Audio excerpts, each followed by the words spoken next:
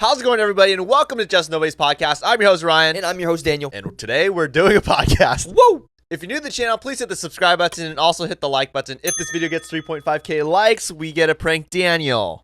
And you get to comment what you want us to prank him with. So make sure you comment how you want me to prank him. And I'll film it on the podcast. Make sure you comment what you want us to talk about next week. As you're going to see throughout this video, we are going to be using your guys' suggestions that you guys sent in from last week.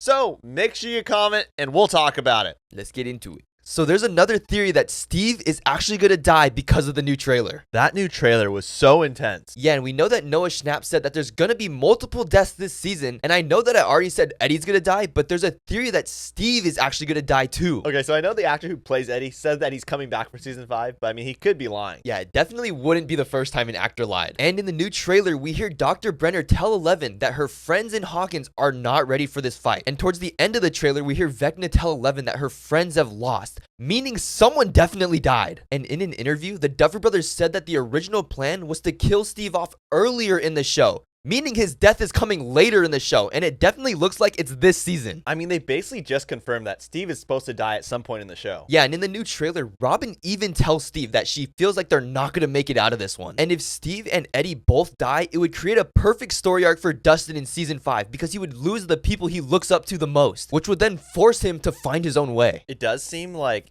Dustin hasn't really had his moment yet in the shows, so it makes sense that finally they need these kids to slowly come into their adult versions, right? So the only way to really fully grow as a person, you can't be dependent on other people. So it's maybe it's their way of separating Dustin so that it's forcing him to grow up, right? And it seems like the first 3 seasons was Will and Mike, yeah, and then season 4 right now is kind of catering towards Lucas a little more. I kind of agree with you, but 11, Mhm. I can't remember what season it was when she finds the runaways. The other Season 2. Yeah. So that was heavily focused on 11 because it was Right. mostly her running, right? Yeah. Everyone's kind of had their moment, Mm-hmm. right? This season we have more of a Max Lucas Yeah. kind of story for the first volume, and maybe volume 2 will be focused on Dustin. Yeah. Or maybe season 5. You think so? Possibly. I guess so. But I mean, volume 2 is technically a season, isn't it? Technically, it's 2 episodes, but it's going to be almost 4 hours. But if you break them down into 40 minutes, it's 4 or 5. Possibly, yeah. So I guess he's kind of giving him a half a season. I know, but I just think that Dustin might have his moment next season. Yeah, you're right. He's a very talented actor, and it's kind of interesting how they've all given every kid a chance to have their story be told. Right. Even in the show, right, Eddie tells Steve Dustin worships you, man. Yeah. So he knows that he looks up to him. Right. And the only way to really have Dustin grow would to be to take things that he loves, right? Yeah. And obviously they're not going to kill Susie. That's just stupid. But killing Steve and Eddie, Right. it'll leave him devastated where he's going to come out tougher. 100%. Good luck, Dustin. Did you know if you have a messy room, it could actually make you rich? What? So remember the theory about how messy rooms are one of the most common traits amongst geniuses? Yeah. But what if I told you it's been recently proven that it will actually make you a millionaire? Oh, we got to hear this one. So recently a girl named Tracy Emin got really depressed and she didn't want to leave her room or leave her house. So she stayed in her room and the room got really messy. So she wouldn't she didn't leave for days or even weeks. What about to use the bathroom? I mean, she must have used a bucket or something. But when she got out of bed, she looked at her room and she realized wow, my room is really messy, but something about it kind of looks like an art piece to me. An art piece? Yeah. So she hired a company to make her room into an art exhibit. And she ended up selling her room, the entire room, as an art piece for $4 million. Wait, she sold her messy room for $4 million. Yeah. She didn't clean it. She just left the room a mess and said, this is a piece of art, and sold it. Dude, why do we even bother trying to clean our rooms? Right? She sat there for days, even weeks, and said, wow, my room is messy. Most people would be embarrassed. But instead, she's like, I'm going to tell the world about it. She got $4 million for being lazy Yeah. and just making a mess. It's really funny when you really think about it. She went from being really sad Yeah. to going down this downward spiral. But it shows you that there's a positive right around the corner. That's true. You just never know. There's some light at the end of that tunnel. Yeah, you could poop in a bucket and people might pay some money for it. Can you imagine if that was actually in there? She actually used a bucket? Okay, well, let's be real here. You have to assume she had to have something. There's no way you're sitting in that room for days or weeks not eating or drinking. I think it's impossible Yeah. to survive. You need water, don't you? Yeah. $4 million for a messy room. Yeah. That is insane. It's crazy. I think they ended up taking out her room and putting it into a museum. Are you serious? Yeah, so that's, I mean, it's just crazy. There's video. What's great, it's pretty modern, like it's current. Yeah. So there's evidence of it, and you could see like the footage and everything. Yeah, I guess some people pay like really crazy money for some crazy art. I guess too, when you think about it, if you kind of hear the story about, oh, this person was going through hardship Yeah. and stuff, you kind of like, and it kind of gives you a visual representation of what those emotions look like Right. and what the outcomes are when you have those. That is okay. Now that you say that, it is a good piece of art. Hey, let me know if you want me to make something out of nothing, all right?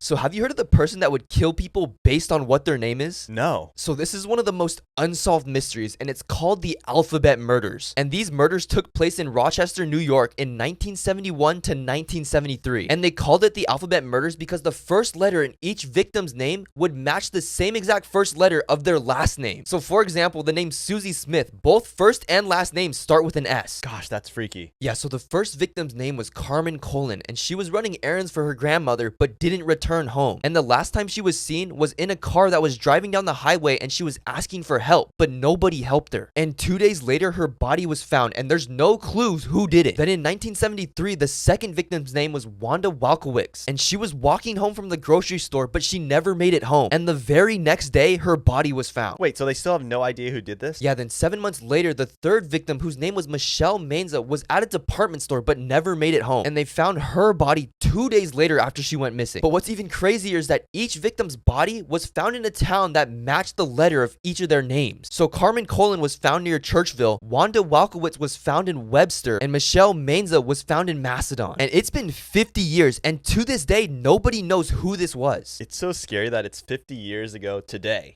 Yeah. It's pretty crazy, right? I mean, in every horror film, the killer makes a comeback in like 50 years. Oh my, okay. Well- You didn't have to say that. Well, right? Look at Scream. Look at No, you're right, though. You're right. Guys, I have to say, if your name is like Lauren Lee or Monica, If you're in Rochester, New York, what was crazy is they were murdered in Rochester and found, and found in these different cities. got it. It's just so sad to see like the minds of like these killers are so sick. Yeah, but what's crazy is like there was a bunch of different suspects, right? But they couldn't find like any solid evidence to like make sure it was them. I don't want to give them a platform either to like talk about, but what I've heard is Mhm. it's good to bring awareness to Yeah. it so people can be aware. And like, you know, if you're in Rochester, New York, or you're in those areas, to like, you can't trust people. 'Cause Right. Look at what happened. This is what happened in that area too. Yeah.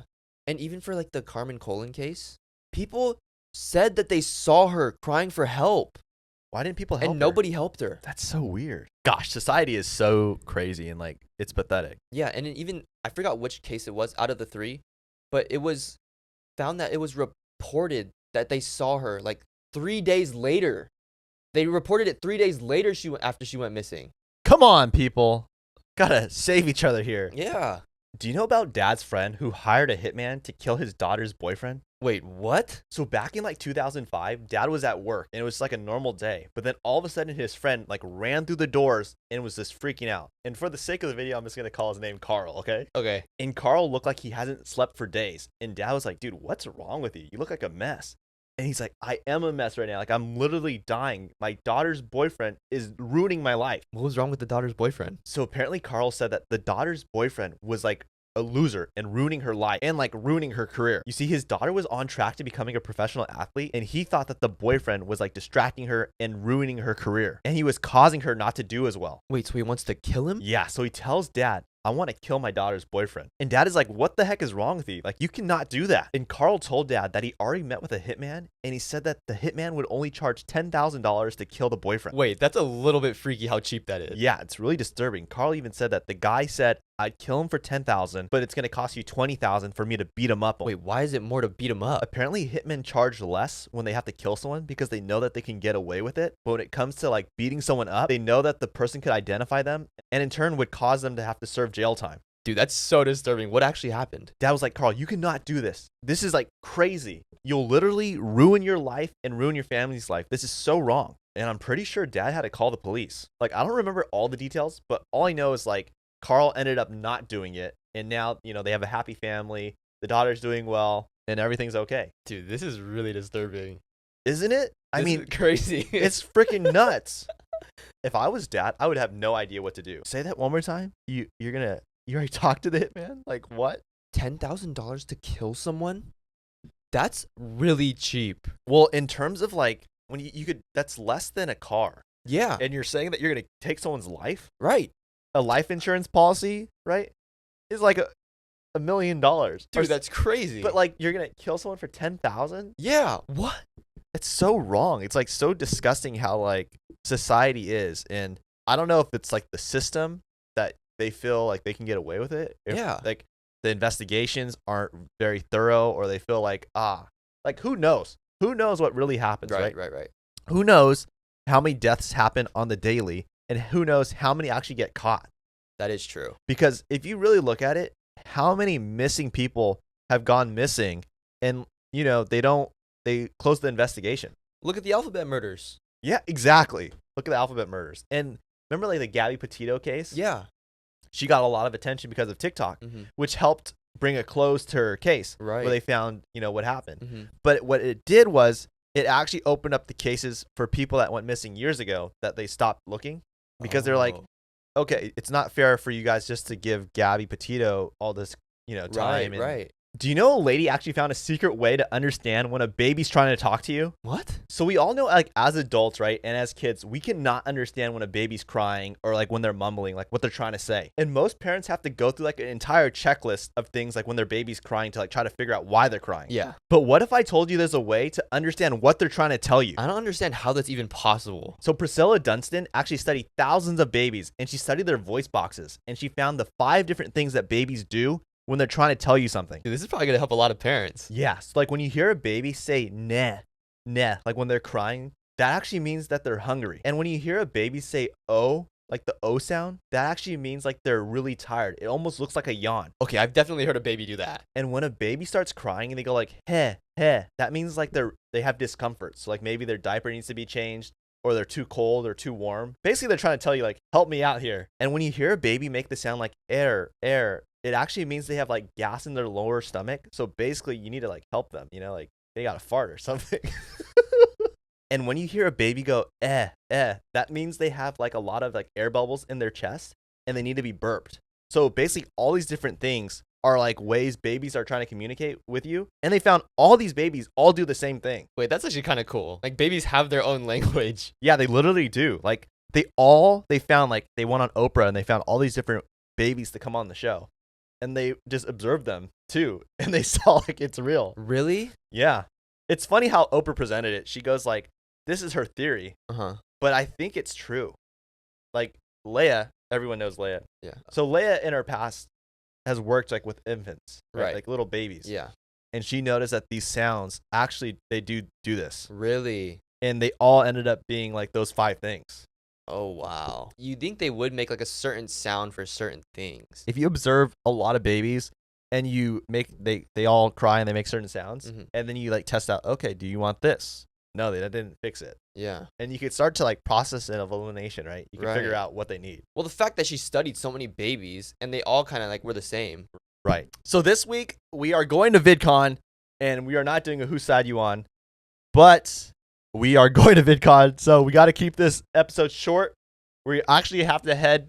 We're getting picked up by TikTok. Yeah. And huge thank you to TikTok, and huge thank you to you guys. Like we would not be able to do this if it wasn't for you.